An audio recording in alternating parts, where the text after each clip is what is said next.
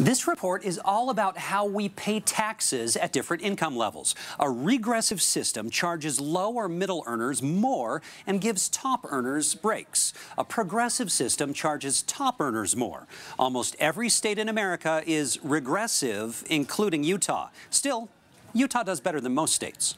See Utah at 40th? Number 1 is the worst, so 40th is good. We officially have a flat income tax rate in Utah, which is regressive. But this chart shows that generous deductions make it less of a burden on lower incomes.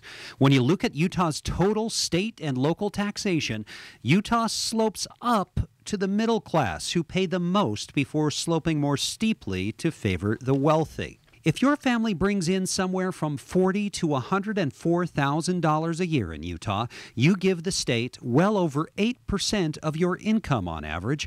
That's 2% more than what the top 1% of earners give. Now see what the most regressive state looks like. Washington State has a ski slope. No income tax and high sales taxes make bottom earners pay nearly 18% to a top earners 3%. Progressive taxes look exactly the opposite. This is California's income tax rate, giving money to the poorest 20% and taking nearly 10% from top earners.